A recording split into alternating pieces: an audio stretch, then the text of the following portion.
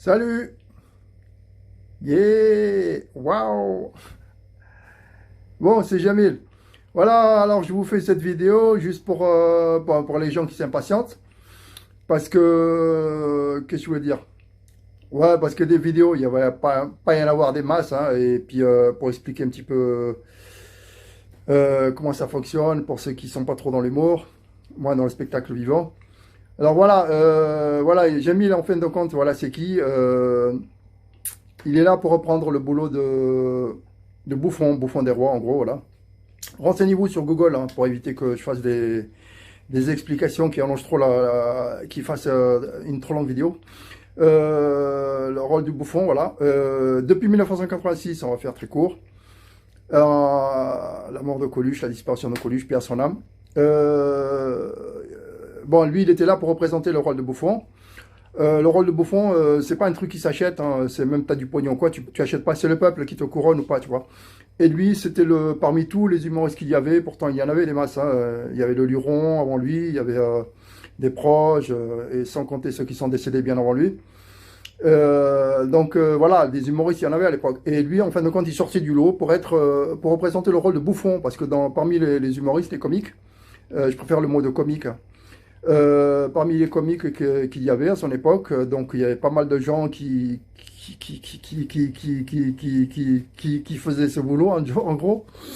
Et donc, et lui il sortait du lot en gros. Voilà. Pourquoi? Ben parce qu'il parlait à la majorité des Français et des Françaises, quand je dis de ceux qui habitent dans le beau pays qui est notre beau pays qui est la France. Qu'est-ce que je veux dire? Donc voilà, il représente le rôle de bouffon. Le rôle de bouffon, c'est le peuple qui te le donne, en fin de compte. C'est lui qui te couronne, bouffon ou pas, quoi. Et lui, c'était celui qui sortait du lot. Donc, on le reconnaissait comme étant celui qui représente la majorité en tant que bouffon, voilà. Et le bouffon, il est au service du peuple. Il est là pour faire le boulot de bouffon. Le noble sens du bouffon qui était au service des rois. Pour faire très court, hein, voilà. C'est juste voilà, pour pas être trop s'éloigner du sujet. Et donc, il était là. Et voilà, pour faire court, donc, pour ceux qui ne savent pas, qui ne s'y connaissent pas en humour, voilà, qui ne connaissent pas grand-chose, euh, voilà, une fois qu'il est parti, en fin de compte, bah, c'était au peuple, en fin de compte, d'élire celui qui pourrait le succéder, quoi, lui succéder. Et apparemment, jusqu'ici, je vous dis la vérité, personne n'a non seulement revendiqué le titre pour la couronne de Coluche, mais parce qu'il s'attendait à ce que le peuple l'élise. Et quand tu regardes parmi tous les gens, on prend De Vos, il est parti paix à son âme, qui était pas mal engagé, je parle, hein, était, voilà, qui se rapprochait du rôle de bouffon. Il représentait le rôle de bouffon, mais pas vraiment le rôle de l'empereur des bouffons, on dira. Ok, on est d'accord? Et bah, c'est lui voilà, on peut dire qu'il y a des rois de l'humour un petit peu partout. Et parmi tous ces rois, il faut qu'il y en ait un qui les commande, qui soit au-dessus d'eux, voilà, qui sort du lot. Et ce gars-là, ça peut être qu'un empereur, on lui donnerait un titre d'empereur. Parce qu'on va pas dire, ouais, un 20e roi, un 25e roi, etc., etc. Bon, qu'est-ce que je veux dire?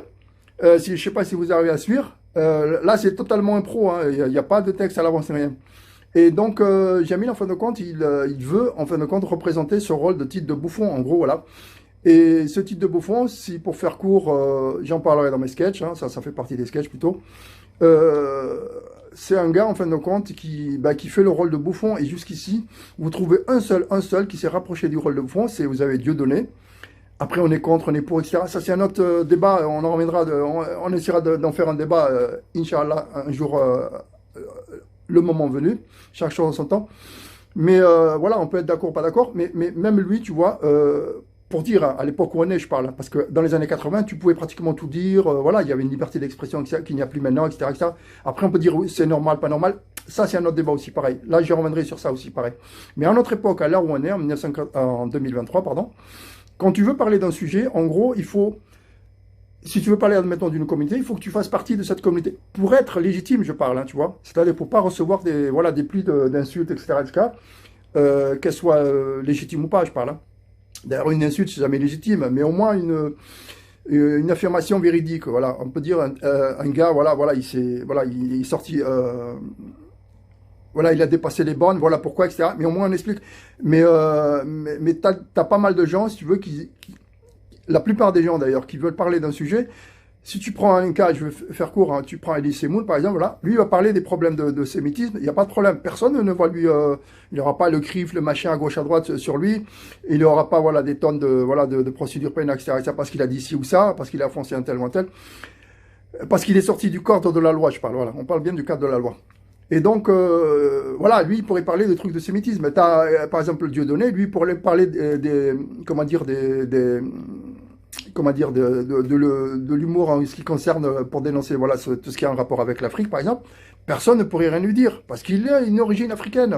Il a pas que africain, il a origine intra-européenne et origine africaine, il n'y a pas de problème. Mais à l'époque où on est, voilà, un gars qui pourrait dire tout ça, il faudrait qu'il ait toutes les origines en gros, ou alors voilà, où il faut qu'il, bref, il faut qu'il ait le mot légitime, voilà. En gros, il faut un mec qui parle des Maghrébins, il faudrait qu'il soit maghrébin. Un mec qui parle des Arabes, il faudrait qu'il soit arabe. Un mec qui parle de sémitisme, il faudrait qu'il soit sémite. Un mec qui parle de la France, il faudrait qu'il soit français. Un mec qui parle, je sais pas moi, de l'Algérie, il faut qu'il ait des origines algériennes. Un mec qui parle du Maroc, il faudrait qu'il ait des origines marocaines. Un mec qui parle de la Tunisie, il faudrait qu'il ait des origines. Un mec qui parle des Turcs, il faudrait qu'il ait... C'est pas évident de trouver un gars. Et à un moment donné, vous dites, mais putain, mais ce gars-là, ce serait un miracle. S'il existait, c'est pas possible. Ça peut être qu'un miracle. Il n'y a que le bon Dieu qui pourrait faire descendre un gars comme ça. Et moi, je vous le donne en mille, sans narcissisme, sans rien. D'ailleurs, avec du recul, on comprend pourquoi, d'ailleurs, des humoristes comme ça, il n'y en a pas un tous les ans qui tombe du ciel. Hein. La preuve, regardez, depuis 1986, on est en 2023. Vous imaginez, ça fait plus de 30 ans. Et si je vous disais, je vous le donne en mille, vous l'avez en face de vous, ce gars-là, il est là, et vous allez me dire, c'est pas possible, il peut parler de tout. Mais oui, il peut parler de tout, pratiquement de tout. Et dans un de mes sketchs célèbres que je prépare, moi que je finis, d'ailleurs, que je fignole, j'explique très très bien tout ça, et vous l'avez en face de vous, voilà. Et c'est pour ça que je revendique le titre d'Empereur des Bouffons, qui est un titre noble qui n'existait pas à l'époque de... Voilà, à l'époque de Coluche, on disait le bouffon, mais on ne disait pas, il n'y avait pas d'empereur. Pourquoi je vous dis empereur? Parce que maintenant, si vous regardez, vous avez le roi du stand-up, vous avez le roi de l'impro, vous avez le roi de... Des rois, il y en a de partout. Dans toutes les villes, vous allez, Paris, Marseille, dans toutes les villes, il y a un gars sur TikTok ou... bref, les sites où tu vas pour acheter des billets, que ce soit Fnac ou machin, tu tapes, tu crois, ouais, le roi du stand-up, le roi de ceci. Des rois, il y en a partout. Ok, il y a des rois, vous êtes des rois, il n'y a pas de problème, c'est normal. Chacun à son niveau. Mais par contre, il n'y a pas d'empereur. Il n'y a pas le boss des boss. Et ce boss des boss, moi, je le revendique. Après, ça sera en fonction des sketchs. Soit vous allez approuver, soit vous n'allez pas approuver. Mais moi, je vous garantis, les sujets que je vais aborder, la manière que je vais les aborder, comme je l'ai dit dans des précédentes vidéos, beaucoup parmi vous vont m'aimer et beaucoup vont me détester. Moi, j'en ai rien à carrer, tout ça, je le sais d'avance. Du moment qu'il y a le créateur, lui, qui me cautionne dans ce que je dis, il n'y a pas de problème. Moi, j'ai la conscience tranquille. Et je partirai comment dire, en ayant laissé ma trace dans l'histoire de manière positive, comme Coluche l'a laissé. Et en parlant de Coluche, je vous parlais aussi de Coluche, pour ceux qui ne le connaissent pas, vraiment. Moi, j'ai appris à le connaître il n'y a pas très longtemps, hein. C'est-à-dire, quand je dis après à le connaître correctement, je savais que c'était Coluche qui faisait des motos, mais comprendre le gars sans avoir vécu avec lui, c'est pas évident, et je suis tombé sur des trucs où là, je me suis dit, franchement, maintenant, je le comprends, Coluche. Pour faire court, Coluche, il est parti, il avait 44 ans. 44 ans, je suis désolé, mais dans la vie, tu connais pas grand-chose. C'est comme si tu prenais Kev Adams, tu vois, c'est pas du mal que je dis de lui. Il remplit des salles entières, des zéniths, etc.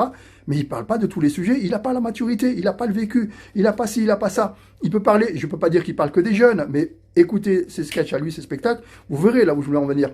Vous prenez n'importe qui, il va vous parler de tel ou tel sujet, mais il n'a pas la maturité pour parler de tel ou tel sujet. Et franchement, non, je veux pas me vanter, je veux pas faire prendre sarcasme. D'ailleurs, je suis un des rares humoristes où je viens avec une déontologie, j'ai une règle, je vous les annoncerai. Voilà de quoi ce que je peux parler, voilà ce que je peux parler, c'est un petit peu comme on dit. Peut-on rire de tout? Oui, effectivement, on peut rire de tout, mais comptez pas sur moi pour le faire. On ne peut pas rire de tout, c'est impossible. On est obligé d'avoir des limites, des bornes, des codes. C'est comme on dit, une religion, elle est faite pour te donner comment dire, des repères dans la vie. Sinon, tu vis comme un sauvage, comme un singe, comme un animal. Et malheureusement, et heureusement d'ailleurs, on n'est pas des singes, on est des animaux. On est des êtres un petit peu évolués par rapport aux singes, et aux animaux, pardon. Et donc, c'est pour ça qu'on a une religion. Une religion, c'est quoi la définition? C'est avoir des codes de vie. Et tout le monde a un code de vie. Celui qui n'a pas de code de vie, Ben, c'est un sauvage, je suis désolé, c'est le mot, hein. Je peux pas faire autrement. Mais tout ça, j'en parle dans mes sketchs. La vidéo va se terminer, je suis à 9 minutes 47, le chrono se décompte, je te vous dis à très très bientôt. Et en tout cas, votez pour l'empereur des bouffons, à très très bientôt. Et surtout, abonnez-vous en masse, avant qu'il ne soit trop tard, parce que je serai pas toujours là en direct. Ciao.